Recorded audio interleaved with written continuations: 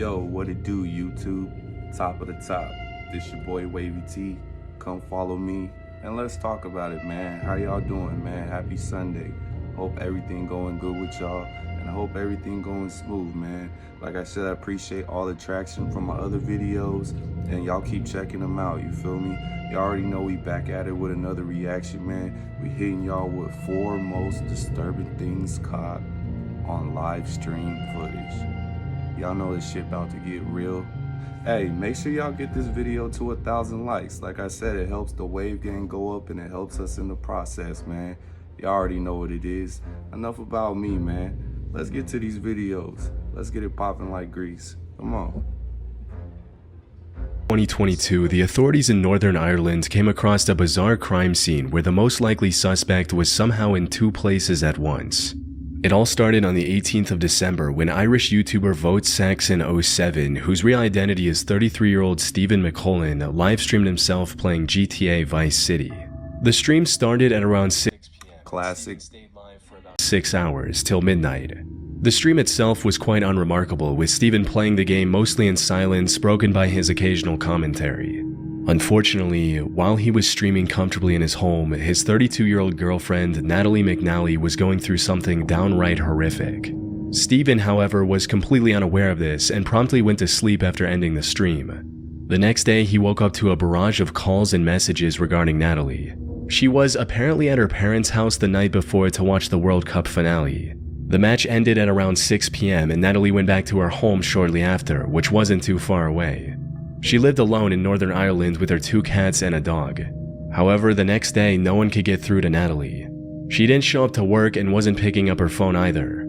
At the time, she was also 15 weeks pregnant with Stephen's child. So when she went silent, her friends and family grew worried, fearing she was facing some health concerns. After learning about her absence and waiting a few hours for a response, Stephen went to her home, which was about 20 minutes away from his home in Lisburn. Unfortunately, he was too late. When Stephen arrived at Natalie's home, the door was wide open. Inside, he found her lifeless on the floor. She had been killed. Detectives from the Major Investigation Team have now launched a murder investigation following the death of Natalie McNally in Lurgan. This follows the results of the post-mortem. The 32-year-old died a violent death, having been stabbed a number of times, and there are signs of defensive injuries. Post-mortem reports showed that she was killed on the night of December 18th, not long after she came back from her parents' home. However, investigators did not find any evidence of a forced entry into her home. This, combined with the fact that Stephen was the one who reported her death to the police, made him the lead suspect in her murder investigation, and he was arrested shortly after. However, this arrest didn't last long, because as the authorities quickly found out, Stephen had a strong alibi. According to the post-mortem report, Natalie was killed during the same time Stephen was live streaming from his home. Investigators looked through Natalie's phone and found the last text Stephen sent to her at 5:57 p.m., which read, "Right, I'm off to stream the night away, wish me luck." To which Natalie replied, "I might have a peek at your live stream later." This was enough to clear Stephen's name from any wrongdoing, but it left investigators with no clear direction on where to look next. That is crazy, bro. You feel what I'm saying? Bro, just doing a live stream, get off, and then that made public for this reason. Luckily, detectives found CCTV footage a few days later showing a man dressed in dark clothes and white shoes heading towards Natalie's home at 8:52 p.m. And then the same person going back about 40 minutes later. Given his timing, investigators determined that this was the killer. Shockingly, he had the same height and build as Stephen. This put him on the radar once again, but it also raised a valid question. If Stephen was the perpetrator, how could he be in 2 places at the same time? Without any other option, the authorities put a £20,000 reward for information regarding the killer and continued investigating. They also feared that by the time they started this investigation, the killer could have easily fled to any of the neighboring countries. In the meantime, Natalie's case had become national news, resulting in multiple memorials around the country. This put even more pressure on the investigators to find the killer as quickly as possible. They made several arrests and even seized the suspect's car. Investigators also found the weapon the killer used on the 5th of January 2023, which was a knife from her own home. However, none of these developments brought them any closer to identifying the killer. That is until January 31st when they arrested Steven again, but this time with solid evidence. As it turns out, the only thing keeping him out of suspicion, the live stream, was completely fake. The whole thing was pre-recorded and broadcasted to simply look like a live stream. After his arrest, investigators went through his computer and found the original recording, which was made on the 14th of December, 4 days before the incident. They also found a taxi driver who described You sneaky little man, you. 9:30 p.m. and then dropping this person near Steven's house. Most importantly, according to the taxi driver, this passenger had forgotten his wallet at home, so he quickly ran inside his house to get the money. And as expected, he ran into Steven's home. All this evidence left no doubt in the fact that Steven was the one who went to Natalie's home to commit a predetermined crime. In hindsight, there were plenty of suspicious moments during the fake live stream that should have raised more alarms. For starters, the stream was titled The Violent Night Christmas Live. Why was I about to give bro the benefit of the doubt? He was having technical issues with the streaming software, which he used as an excuse as to why he wouldn't be able to interact with the live chat. Well, because this streaming software is kind of up the left, it means I can't check the live chat, which is a real shame. So, by all means, talk amongst yourselves. This ensured that no one questioned why he wasn't talking with his viewers, which is essentially the whole point of doing a stream instead of posting a pre-recorded video. At the start of the stream, Steven made sure to repeatedly mention what day it was. Hello to all on this glorious Sunday evening. So I just thought, why not? I'm gonna do a live stream because this day next week is Christmas. So what more could you want for Christmas other than an evening with your old pal Steven? This was likely an effort to make his alibi stronger and to say, look, I was streaming the same night. I even mentioned the day at the beginning. On top of that, many moments in the stream also took on a far more disturbing meaning after the truth came out. Like him singing about killing someone in-game, which can also be interpreted as him cryptically talking about his girlfriend. I need to kill it. I need to take her down. 'Cause I won't pass the mission if I don't get this to die. Tra-la-la. At another Yeah, bro was thinking out way too loud. And finds it unusually amusing. Yeah, that's physics. That's what would happen in the real world. Absolutely. Absolutely notly. The most creepy moment, however, was about halfway through the stream. While he was on break, suddenly the live stream back soon graphic switched with a poster of a James Bond movie called No Time to Die.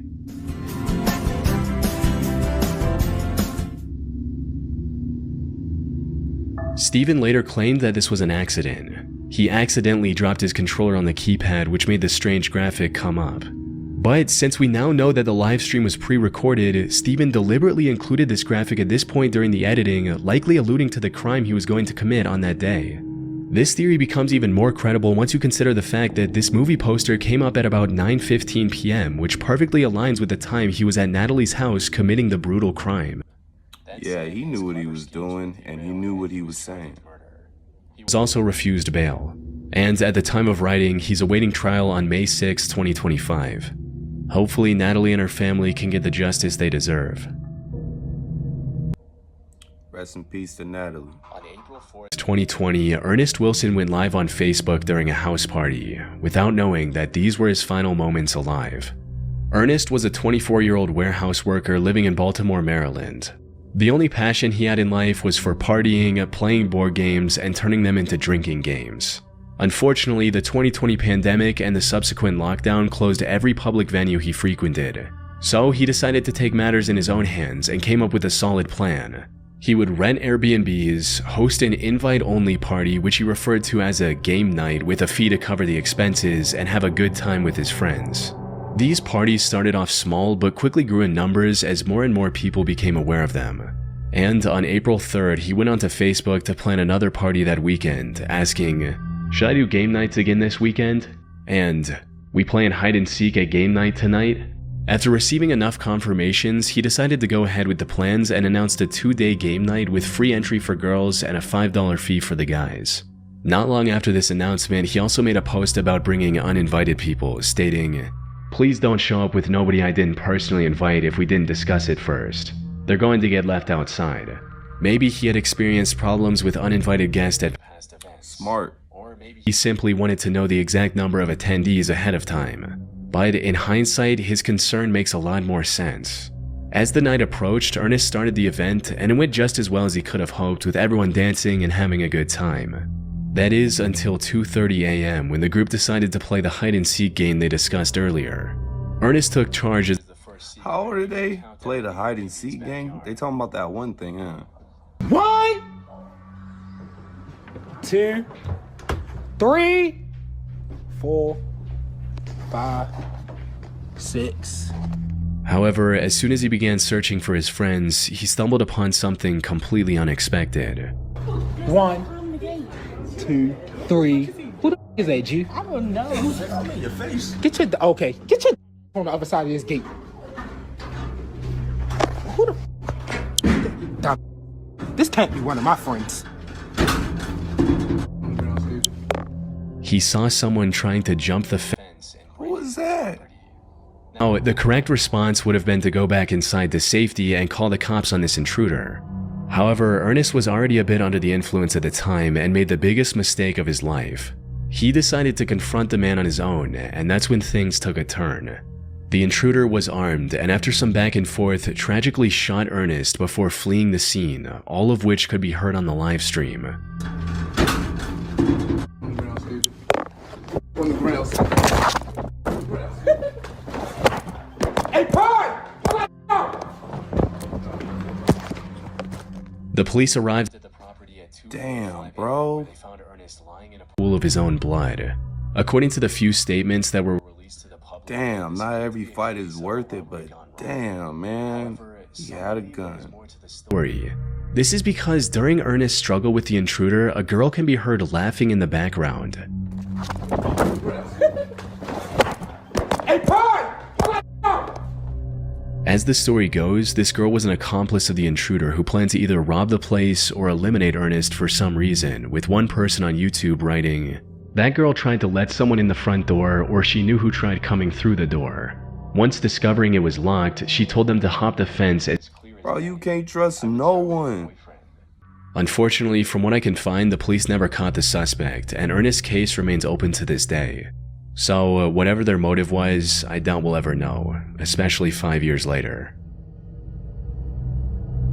Damn, salutes to Big Ernest, man. 2024, a 32-year-old man by the name of Joseph Couch opened fire on vehicles traveling down I-75 near the city of London, Kentucky.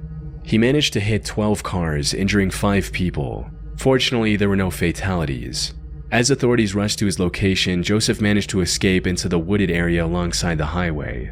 This left the investigators with no choice but to search the Daniel Boone National Forest, hoping to find the mass shooter. In the meantime, they also began looking into Joseph's past and made some chilling discoveries. He served in the Army Reserve from 2013 to 2019 before receiving an honorable discharge due to him developing PTSD. More importantly, this wasn't his first entanglement with law enforcement. Back in 2015, he was arrested for throwing a rock at a dog and then pointing an AR-15 at its owner. Joseph had to pay $1,000 for bail, and the case was later dismissed a few months later. However, this same I don't like people that do that, that be abusing animals. vandalizing private property with spray paint. This resulted in him having to spend 6 months in jail, alongside 200 hours of community service and a $1,500 fine. All of this highlighted just how mentally unstable he was. Something that became even more apparent when investigators factored in the messages he sent to his ex before the shooting. These read, "I'm going to kill a lot of people. Well, at least try. I'll kill myself afterwards." His past record and these texts also made it clear that Joseph wouldn't go down without a fight if they managed to find him. Unfortunately, the search for him wasn't progressing as smoothly as they'd hoped. The search for the suspected highway gunman, Joseph Couch, intensifies as law enforcement has expanded its search efforts. State police say they are extending their search deeper into the Daniel Boone National Forest as the manhunt for Couch enters day 7. Local agencies were forced to close a section of I-75 and shut down schools, fearing Joseph might strike again. Eventually, they did manage to find his SUV, which also had numerous cases of ammo for the AR-15 style rifle he used for the shooting. However, this didn't provide any clues about his current whereabouts. In a desperate measure, Damn, bro, it's maxing. Super mega dega. And that's where the McCoy couple entered the picture. Fred McCoy and his wife Sheila operate a museum dedicated to the historic feud between the Hatfield and McCoy families in Kentucky. They also run a small YouTube channel dedicated to this museum called Hatfield McCoy Museum Adventures, where they discuss the various aspects of that feud in greater detail. After hearing about the massive reward, the couple decided to give it a go. They had lived in the area their entire lives and knew the wilderness well. $35,000. That's a sweet little piece of money. We're going looking. That's a sweet little piece of money. But we're going looking for this Couch guy, Joseph Couch. They also decided to livestream their adventure through the Kentucky forest on YouTube, likely to have an instant record of whatever they find. They truly believed they could find him, and luck was on their side, because during one of their live-streamed expeditions, Get up on Joseph's couch and hit him with that Dave Chappelle. Yo, couch. the two decided to head towards the vultures, and just 30 minutes later, the McCoys found what they were looking for.